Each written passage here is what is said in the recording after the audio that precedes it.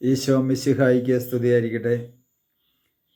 യേശുവിൽ സ്നേഹം നിറഞ്ഞ സഹോദരങ്ങളെ എല്ലാവരെയും നമ്മുടെ കർത്താവ് ഈശോ മിശിഹ സ്വർഗം തുറന്ന് അനുഗ്രഹിക്കട്ടെ എന്ന് പ്രാർത്ഥിക്കുന്നു. മിശിഹയിൽ സ്നേഹം നിറഞ്ഞ സഹോദരങ്ങളെ, ദൈവം നമുക്ക് നൽകുന്ന വലിയൊരു ഫലമാണല്ലോ സൗമ്യത എന്ന ഫലം. അവിടുത്തെ പരിശുദ്ധാത്മാവിലൂടെ ദൈവം നമ്മളിലേക്ക് ചൊരിയുന്ന ഫലമാണല്ലോ സൗമ്യത. ഈ സൗമ്യതയെക്കുറിച്ച് നമ്മൾ ധ്യാനിച്ചാൽ നമുക്ക് കാണുവാൻ സാധിക്കും. 18-ാം സങ്കീർത്തനത്തിൻ്റെ 35 മുതലുള്ള തിരുവചനം വായിക്കുമ്പോൾ ദാവീദ് രാജാവ് പാടുന്നുണ്ട്, ദൈവത്തിൻ്റെ സൗമ്യതയാണ് തന്നെ വലിയവനാക്കിയതെന്ന്. 18-ാം സങ്കീർത്തനം വായിച്ചാൽ നമുക്കൊന്ന് മനസ്സിലാക്കും. ദൈവത്തിൻ്റെ സൗമ്യതയാണ് തന്നെ വലിയവനാക്കിയത്. പാപം ചെയ്ത, വലിയ തിന്മ ചെയ്ത ദാവീദ് രാജാവിനെ കർത്താവ് തള്ളിക്കളഞ്ഞില്ല. നാത്താൻ പ്രവാചകനിലൂടെ മാനസാന്തരത്തിൻ്റെ അനുഭവത്തിലേക്ക് കൂട്ടിക്കൊണ്ടുവന്നു. ആ കൂട്ടിക്കൊണ്ടുവന്ന ദൈവം ആ ദാവീദിനെ വളർത്തുകയാണ് ചെയ്തത്. ഒരിടയച്ചെറുക്കനായ ദാവീദിനെ രാജാവായി ഉയർത്തിയത് ദൈവത്തിന് ദാവീദിനോടുള്ള സൗമ്യതയായിരുന്നു. പ്രിയ സഹോദരങ്ങളെ, ഇന്ന് നമ്മളെ ഓരോരുത്തരെയും നമ്മളായിരിക്കുന്ന സാഹചര്യത്തിൽ വളർത്തിക്കൊണ്ടിരിക്കുന്ന സാഹചര്യത്തെ എനിക്കെൻ്റെ ജീവിതത്തിൽ മനസ്സിലാക്കാൻ പറ്റുന്നുണ്ടോ? അത് നമ്മുടെ അടുത്തേക്ക് ശാന്തശീലനായി കടന്നു വരുന്ന, നമ്മുടെ ഹൃദയത്തിൽ വന്ന് വാസമുറപ്പിച്ച, ഓരോ ജീവകോശങ്ങളിൽ വന്ന് വാസമുറപ്പിച്ച ആ കർത്താവ് തന്നെയാണ് ഇന്ന് നമ്മളെ വളർത്തിക്കൊണ്ടിരിക്കുന്നത്. ഞാൻ വളരുന്നില്ല, എൻ്റെ ആത്മീയ ജീവിതത്തിൽ എനിക്ക് വളർച്ചയില്ല എങ്കിൽ, വളർച്ച മുറ്റിപ്പോയെങ്കിൽ, മുരടിച്ചു പോയെങ്കിൽ അതിൻ്റെ കാരണം അന്വേഷിക്കേണ്ടിയിരിക്കുന്നു. എനിക്കെൻ്റെ ദൈവവുമായിട്ടുള്ള ബന്ധം എങ്ങനെയാണ്? നമുക്ക് സംഖ്യയുടെ പുസ്തകം വായിക്കുമ്പോൾ 12-ാം അധ്യായത്തിൻ്റെ 3-ാമത്തെ തിരുവചനമൊക്കെ വായിക്കുമ്പോൾ മോശ ലോകത്തിലെ ഏറ്റവും വലിയ സൗമ്യനായ ഒരു മനുഷ്യനായി മാറ്റപ്പെടുന്നത് വിശുദ്ധ ഗ്രന്ഥത്തിൽ നമുക്ക് കാണുവാൻ സാധിക്കും. ഈജിപ്തുകാരനെ അടിച്ചു കൊന്ന ആ മോശ, കോപിഷ്ഠനായ മോശ, ആ മോശയെ സംബന്ധിച്ച് സംഖ്യയുടെ പുസ്തകത്തിൽ വളരെ വ്യക്തമായിട്ട് പറയുകയാണ്. ആ മോശ സൗമ്യനായിരുന്നു. സൗമ്യൻ, മോശയെക്കുറിച്ച് പറയുന്നത് സൗമ്യൻ എന്നാ വിശുദ്ധ ഗ്രന്ഥം പറയുന്നത്. പ്രിയ സഹോദരങ്ങളെ, നമ്മളെ ഓരോരുത്തരെയും നോക്കിക്കൊണ്ട് കർത്താവ് പറയണം, എൻ്റെ സഭയിലെ, എൻ്റെ കൂട്ടായ്മയിലെ, എൻ്റെ ശരീരത്തിൻ്റെ ഭാഗമായി മാറ്റപ്പെട്ട ഓരോ മക്കളും സൗമ്യത പരിശീലിക്കണമെന്ന്.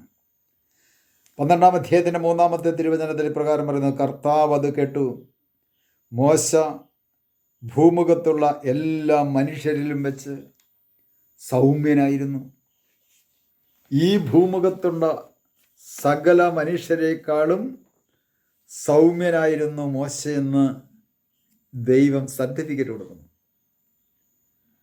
പ്രിയ സഹോദരങ്ങളെ, അങ്ങനെയെങ്കിൽ രക്ഷാകര ദൗത്യ പൂർത്തീകരണത്തിന് ശേഷം നമ്മളെ ഓരോരുത്തരും ദൈവത്തിൻ്റെ മകനായി, മകളായി സ്വീകരിച്ചുകൊണ്ട്, നമ്മെ സ്വീകരിച്ച് അവിടുത്തെ ആത്മാവിനെ എന്ന് പറഞ്ഞാൽ അവിടുത്തെ ജീവനെ നമുക്ക് നൽകിക്കൊണ്ട്, ദൈവത്തിൻ്റെ ജീവനാണ് അവിടുത്തെ ആത്മാവ്, ആ ദൈവിക ജീവനെ നമുക്ക് നൽകിക്കൊണ്ട്, ആ ആത്മാവിനെ നൽകിയ ആ ദൈവവുമായിട്ടുള്ള ബന്ധം എവിടെയെങ്കിലും മുറിഞ്ഞു കിടപ്പുണ്ടെങ്കിൽ അതൊന്ന് പുനഃസ്ഥാപിച്ചാൽ ആ കർത്താവിൻ്റെ സൗമ്യത ഇതാ നമ്മളിൽ നിന്നും പുറത്തേക്ക് ഒഴുകാൻ തുടങ്ങും.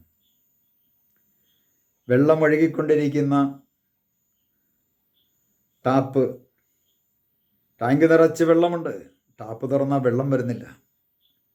എവിടെയെങ്കിലും കരട് വന്ന് അല്ലെങ്കിൽ ഇലയോ എന്തെങ്കിലും സാധനം വന്ന് അടഞ്ഞാൽ ആ വെള്ളത്തിന് പുറത്തേക്ക് ഒഴുകാൻ പറ്റത്തില്ല. ഇതുപോലെ തന്നെയാണ് ദൈവത്തിൻ്റെ പരിശുദ്ധാത്മാവിനെ സ്വീകരിച്ച നമ്മുടെ ഓരോരുത്തരുടെയും ജീവിതത്തിൽ.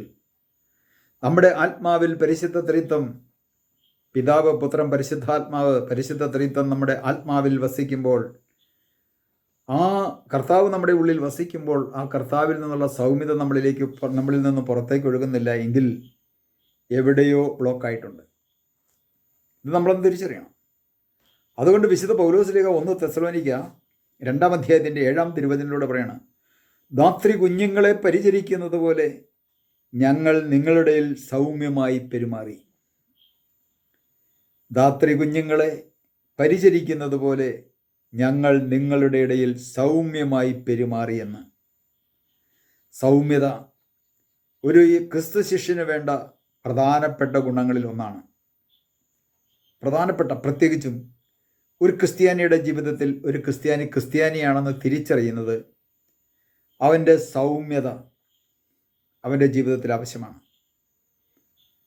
അവൻ്റെ പെരുമാറ്റത്തിലും സംസാരത്തിലും ഇടപെടലിലെല്ലാം സൗമ്യതയുള്ള ആയിരിക്കണം. ഇവിടെ പറയുകയാണ്, ധാത്രി കുഞ്ഞുങ്ങളെ പരിചരിക്കുന്നത് പോലെ ഞങ്ങൾ നിങ്ങളുടെ ഇടയിൽ സൗമ്യമായി പെരുമാറി. ഒരു കുഞ്ഞുങ്ങളെ നോക്കുന്ന ഒരു പരിചാരിക, അമ്മയില്ലായിരിക്കാം, ഏതെങ്കിലും വ്യക്തിയെ ഏൽപ്പിച്ചതാകാം. ആ കുഞ്ഞിനെ പരിചരിക്കുന്നത് പോലെ സൗമ്യമായി, ഒരു കുഞ്ഞ് കരയുമ്പോൾ ആ കുഞ്ഞിനെ സൗമ്യമായി ഹൃദയത്തോട് ചേർക്കുമ്പോൾ ആ കുഞ്ഞിൻ്റെ കരച്ചിൽ നിൽക്കും. എന്നാൽ സൗമ്യതയില്ലാതെ വെറുപ്പോടുകൂടി അതിനെ പേടിപ്പിക്കുകയോ അല്ലെങ്കിൽ അതിനെ നുള്ളുകയോ ഒക്കെ ചെയ്തു കഴിഞ്ഞാൽ അതൊന്നുകൂടെ കരയുകയുള്ളൂ. ഇവിടെ ദൈവമായ കർത്താവും നമ്മോട് കാണിച്ചു തന്ന മാതൃകയും അതുതന്നെയാണ്. പ്രിയ സഹോദരങ്ങളെ, മോശ, ഈജിപ്തുകാരനെ അടിച്ചു വന്ന മോശ ഈ ഭൂമുഖത്തുള്ള ഏറ്റവും വലിയ സൗമ്യനായി മാറിയെങ്കിൽ കർത്താവിനെ സ്വീകരിച്ച നമുക്കും, യേശുവിനെ ജീവിതത്തിൽ രക്ഷകനാഥനും കർത്താവും രാജാവുമായി സ്വീകരിച്ച നമുക്കും സൗമ്യതയുള്ളവരായി മാറുവാൻ ആഗ്രഹിക്കാം. ഈശോ അതിനുള്ള കൃപ തരട്ടെ. നമുക്ക് പ്രാർത്ഥിക്കാം. കർത്താവായ ഈശോയെ, അങ്ങയുടെ ആത്മാവിനാൽ ഞങ്ങളെ നിറയ്ക്കണമേ. ഈ ലോകം കണ്ട ഏറ്റവും വലിയ സൗമ്യ ശീലമുണ്ടായിരുന്ന മോശ സൗമ്യത സ്വന്തമാക്കിയതുപോലെ ഒരു ക്രിസ്തു ശിഷ്യന് വേണ്ട പ്രധാന ഗുണങ്ങളിൽ ഒന്നാണല്ലോ സൗമ്യത. ആ സൗമ്യതയാൽ ഞങ്ങളെ ഓരോരുത്തരെയും നിറയ്ക്കണമേ, അഭിഷേകം ചെയ്യണമേ. പിതാവിൻ്റെയും പുത്രൻ്റെയും പരിശുദ്ധാത്മാവിൻ്റെയും നാമത്തിൽ ആമേൻ.